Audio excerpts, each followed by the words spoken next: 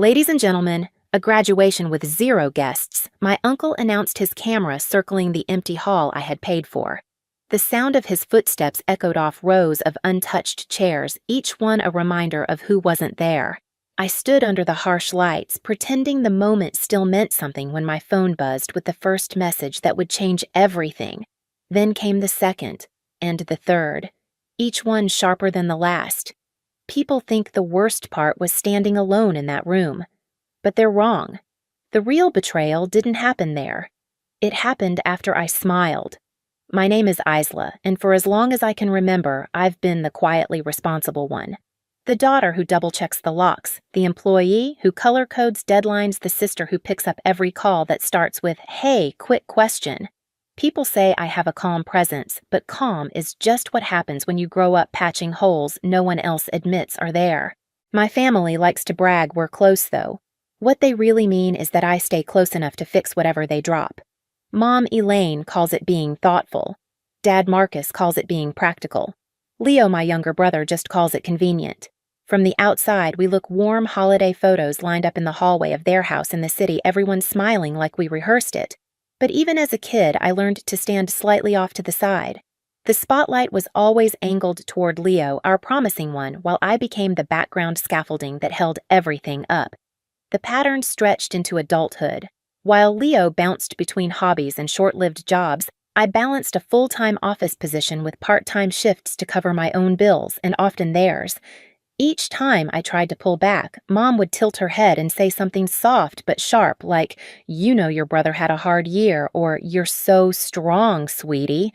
It's why we rely on you." Strength in our house meant carrying more than your share without letting your hands shake. Still, I hoped things would feel different once I finished my graduate program. It wasn't a big ceremony, but it mattered to me. I'd worked through late nights and early mornings, stretching myself thin so no one else had to rearrange their lives. When my family promised they'd be there to celebrate, I let myself believe them. I even rented a small hall on campus, nothing fancy, just enough space for photos and coffee afterward.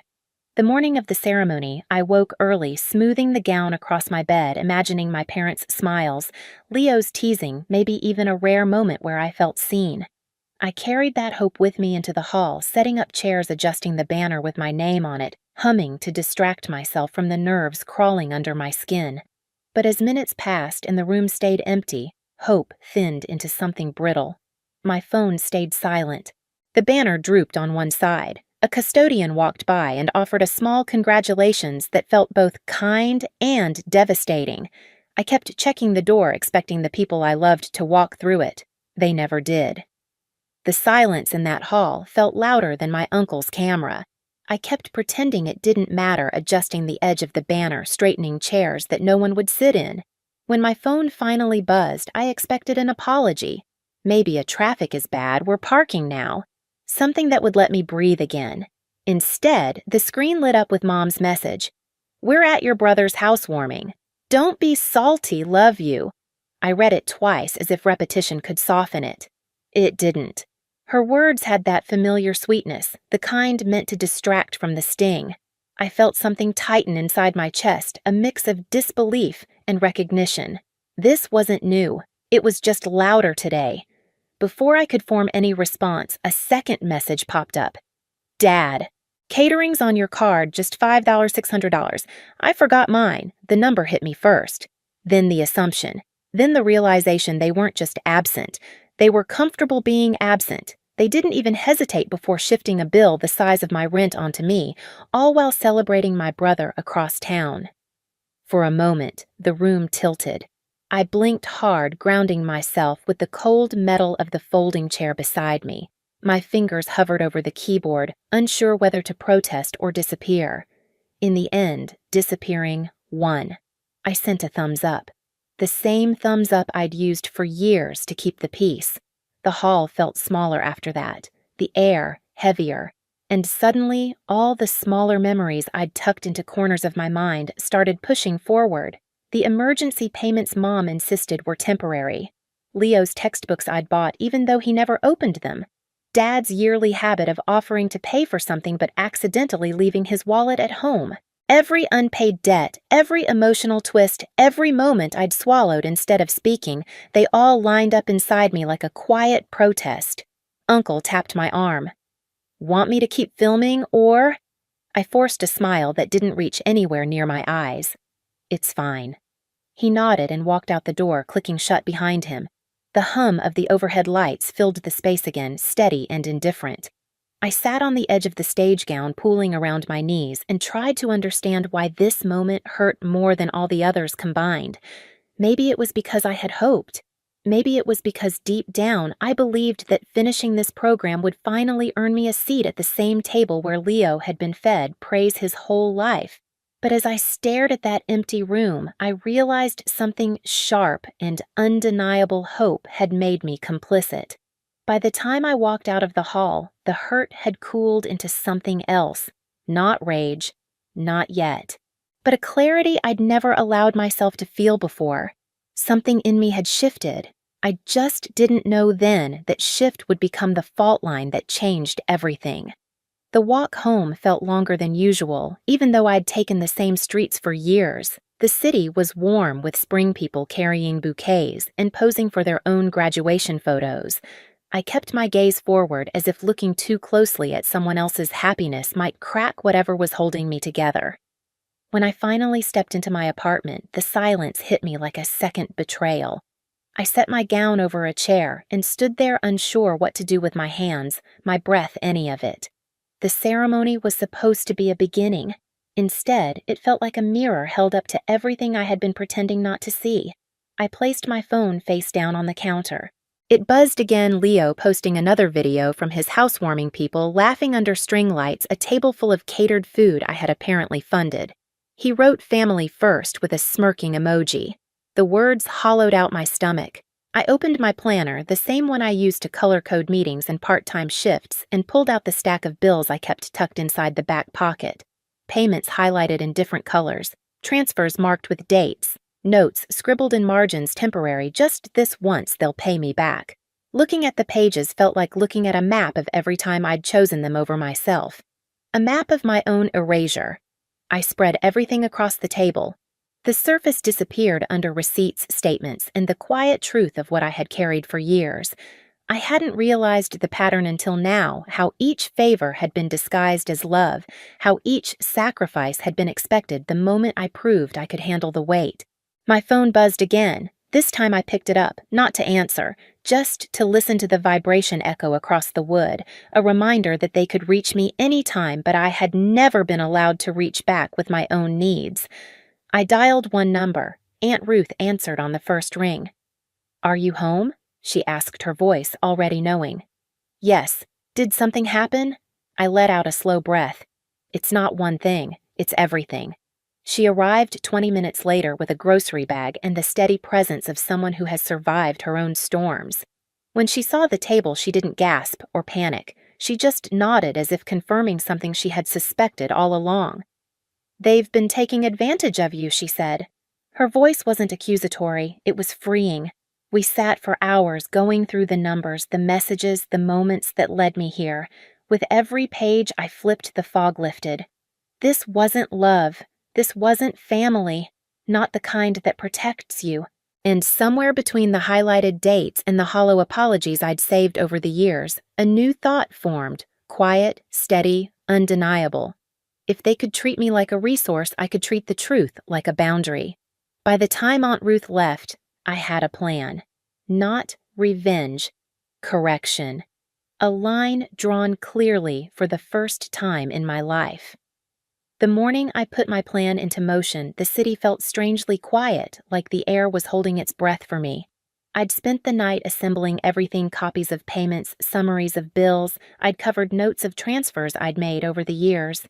Not every detail, not every receipt, just enough to make a point so clear it couldn't be twisted into something else. Each folder went into a plain shipping box, clean, neat, honest. Honesty, I realized, is louder than anger when you lay it out in numbers. On top of every stack, I placed the same note printed on thick white paper. From today forward, I no longer pay for anyone but myself. Simple, non-negotiable. My handwriting had never looked steadier. When the courier arrived to pick up the boxes, I almost expected him to ask what was inside. He didn't. He just scanned the labels Leo's address and said, "They'll get these within the hour." Perfect.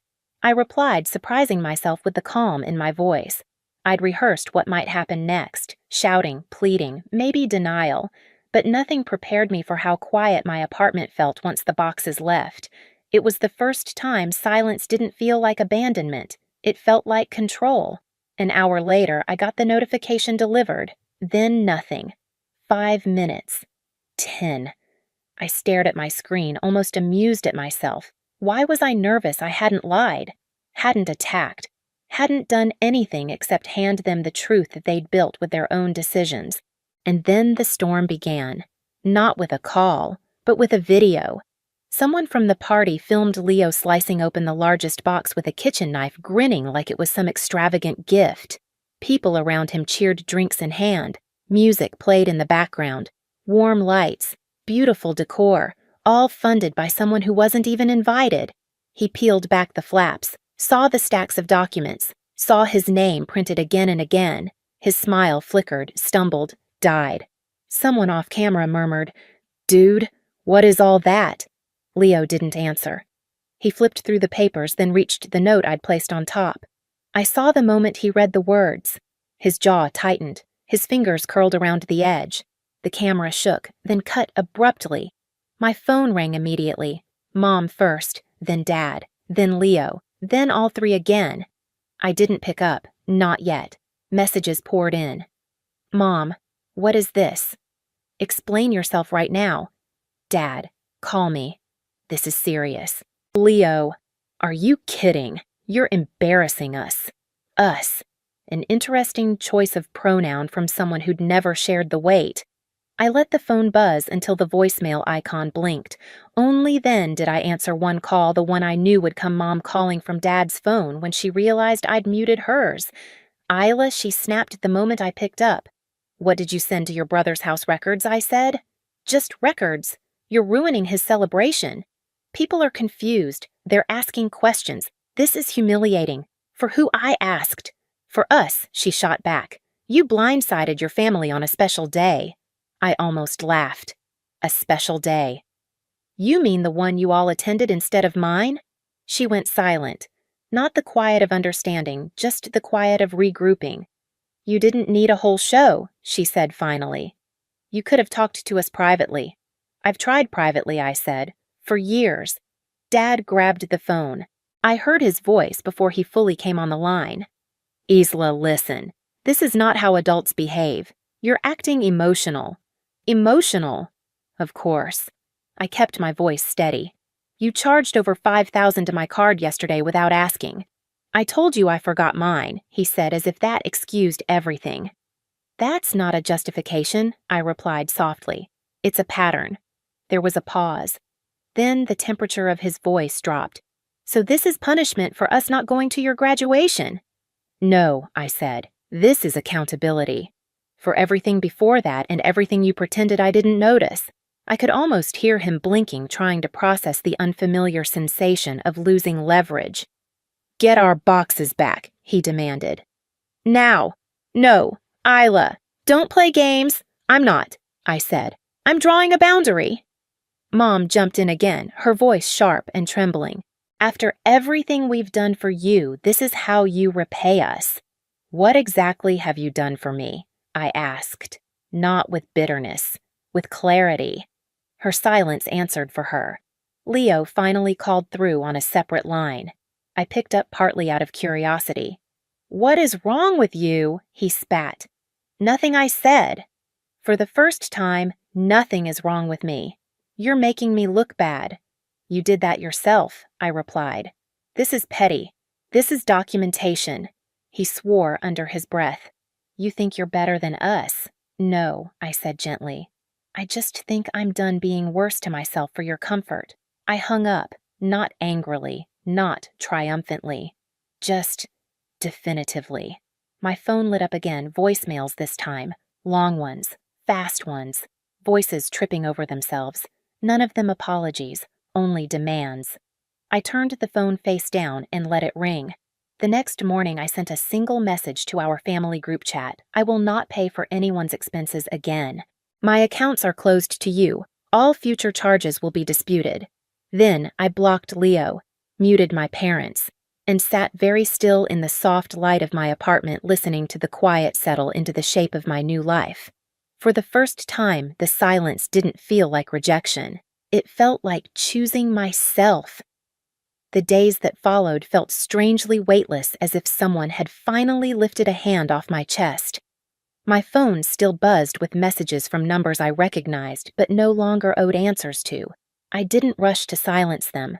I simply let the noise fade on its own, the way a storm moves across a highway without touching you. I spent my time doing things I hadn't allowed myself before: slow mornings walks, without checking my notifications, buying a coffee, without calculating how many family emergencies I was carrying that month. My bank app was suddenly simple, clean, mine. Dad tried once more, sending a partial repayment labeled a start. The old version of me might have accepted it just to keep the peace. Instead, I mailed it back with a short, steady note. Payments must match what's owed, not what feels convenient. It was the first time financial clarity felt like emotional clarity, too. Mom left a voicemail that wavered between guilt and nostalgia, but I recognized the pattern now. A story meant to pull me back into the role I'd outgrown. I saved it not out of sentiment, but as a reminder of why the boundary had to exist. And quietly in the background of all this, something unexpected happened. I felt proud. Not for the confrontation, but for surviving the years before it. In the end, choosing myself didn't feel like rebellion. It felt like finally telling the truth out loud. My family may never understand the line I drew, but I'm standing on the right side of it, breathing easier than I have in years. If any part of my story echoes something in your life, share it below. And if you want more stories like this, subscribe so you don't miss the next one.